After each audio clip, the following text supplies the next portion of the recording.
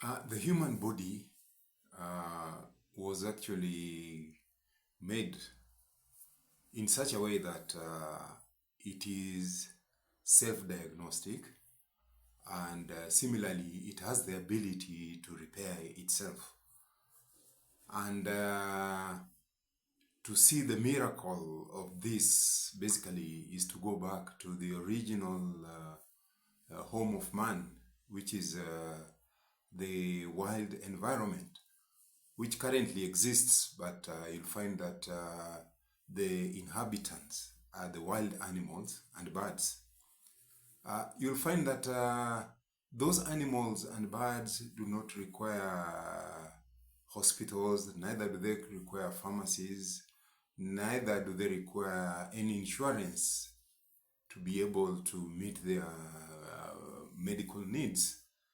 You find that within that environment, God or the Creator had put everything within the environment to satisfy the creatures that lived within the wild environment.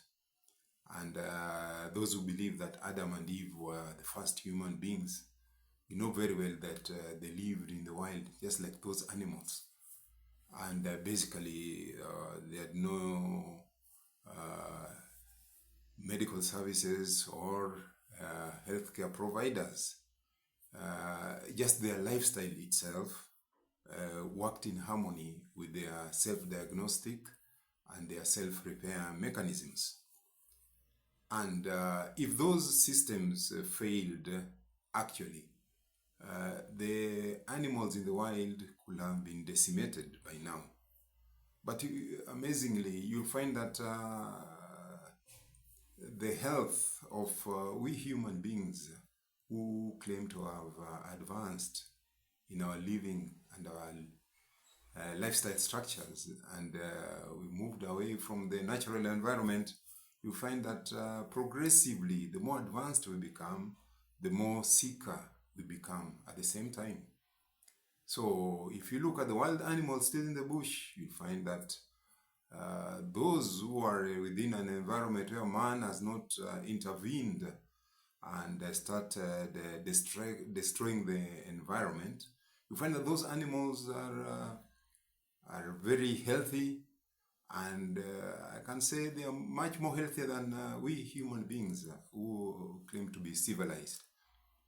You'll find that if you try to look at what could be the difference between the civilized population, the human beings themselves, the environment, how they live, how they eat, how they move, you'll find that there are some things which have changed drastically.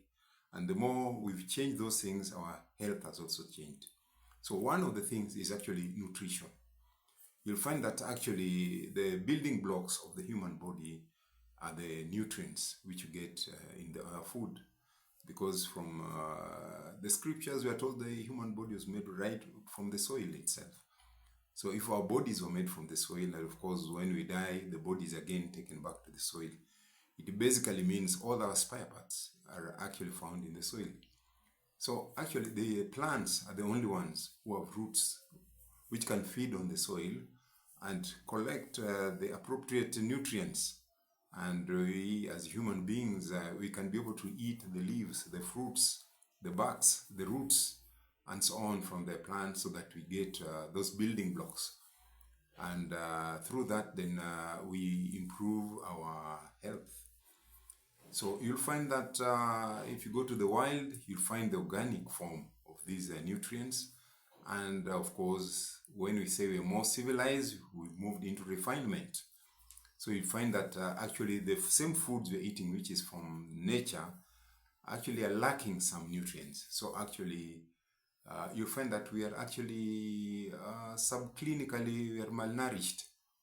And out of this, actually, it must impact our health. And therefore, we may start laying foundations of some diseases which are unknown in nature. But they're coming to know them now in this environment. We have conditions like diabetes, arthritis, high blood pressure, heart problems, and so on, cancers. These things are coming, but it's rarely to find them within nature itself. Those animals rarely develop those conditions. Now, another thing is physical activity. You find that in nature, you look for your food, you wake up, you have to move. As you move, movement actually is a way of life. So you find that the more you move, that's when you can be able to survive. But you find in our civilized environment, movement is restricted because when you go to our offices, you don't move. And of course, again, our all elderlies, it's actually pathetic that when we say they retire, we tell them to go and rest. In fact, we are giving them a prescription to decrease their physical activities. And as a result, what happens?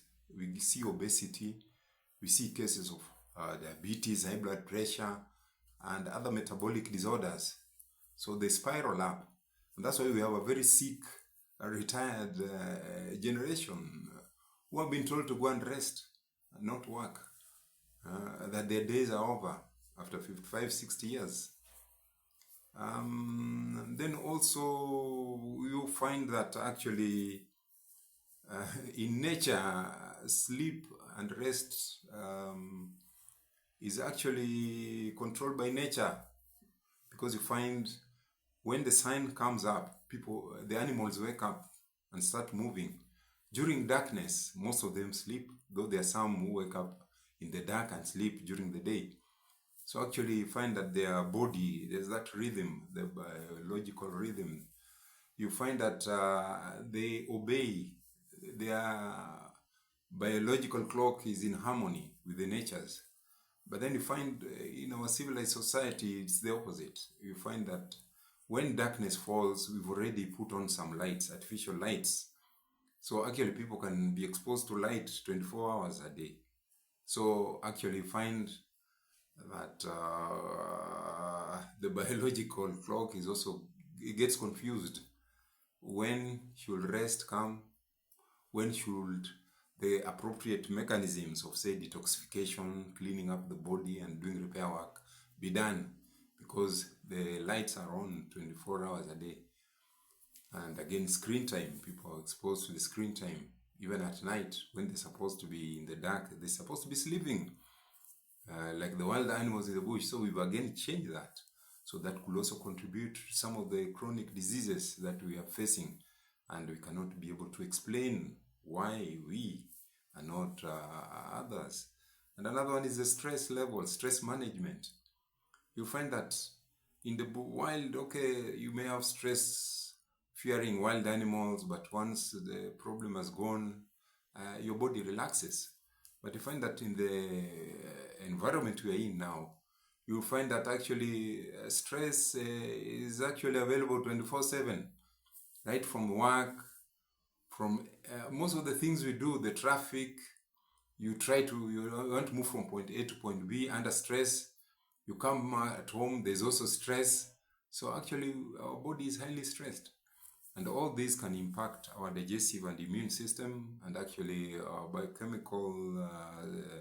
our biochemistry. And as a result of that, can also contribute to the foundation of these chronic degenerative diseases that we are experiencing nowadays. And also, another problem we have is hydration. Most people, you find that actually people are not well educated on the usefulness of water, hydration, because actually a big percentage of our bodies, 80 to 90% is water. And you find that our body utilizes water for the blood, for cleaning, detoxing, sweating, and other things. So, and also cooling the body as a whole. So you find that actually if you don't take water, your body becomes dehydrated. And as a result of that, you'll find even your joints themselves, lubrication will be a problem. Elimination of toxins will be a problem. Constipation will also be there, and so on. And so again, this can also contribute to promoting the proliferation of chronic degenerative disorders. And also, we talk about mental and emotional distress nowadays. And all these kind of things also actually has been found can be able to damage the immune system, the digestive system, and actually promote things like inflammation in the body. And you find that most of these chronic diseases, their foundation is inflammation. So we have a population which is chronically inflamed. And as a result of that, we can see inflammatory uh, root-caused conditions are actually growing within the population. And basically, we talk about cleansing, and we talk about clean living and detoxification, because your kidneys require a lot of water actually to flush out unnecessary toxins and waste from the body, and you need even sweating itself. So actually, the process of detoxification requires a lot of water. And also, you find you must have purpose. Why are you living? So that you can live. You see, you must have vision. We say, where there's no vision, people perish. And that's why I think when you say tell people to retire at the age of 55 or 60, you are telling them basically to go and perish, because actually they feel their purpose is over, because you are telling them now they are no longer useful to the society. You give them maybe some maybe axe and maybe jembes or some, they go and dig at home or just sit at home at 55 actually. And you find that actually human beings can go even to 100 years plus. So these people have another 50 years also to live. So when you retire them, and the word is now you're no longer that much useful, you now they are going to uncharted areas, going to back to the rural areas to try and adjust to those communities. So again, it's very stressful. And at the end of the day, you find actually most of the retired people, actually their lifespan is also reduced, because now you find possibly whatever they used to earn, they're earning almost a quarter of that. And at that age also, at the same time, once they go and stop movement, nutritionally, they eat poorly and so on. Again, chronic degenerative diseases come in. They need money again for health services and so on. So again, you find actually the lifespan is decreased. And it's unfortunate that you find that actually we get expatriates from abroad who are 80, even 90 years. And we praise them actually for their expertise. And you find that they're actually sharp, because these people are not retiring. The retirement will be the day they go back, they go 6 feet underground. So I think also we need to train our elder generations that 55 years is not the end of life. In fact, it's the beginning, because that's where you have wisdom. And once you have wisdom itself, now you are an expert, you are an expatriate. And also, you've seen a lot of things happening in this world.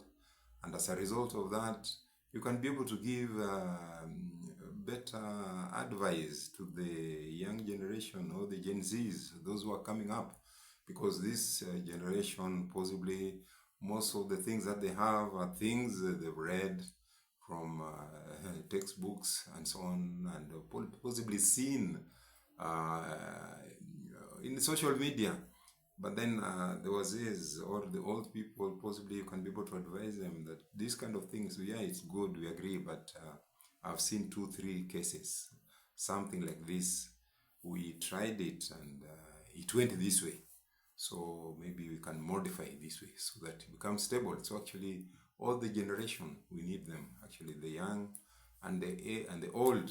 So the old should be the expatriates actually, and be able to lead the other groups, so that we can empower them, so that we can make the elderly become useful to the society, so that they can be able to understand more about nutrition, eat well, be able to engage in physical activity, and also check their stress levels, let them feel they are useful, and even if they are retiring, they're experts.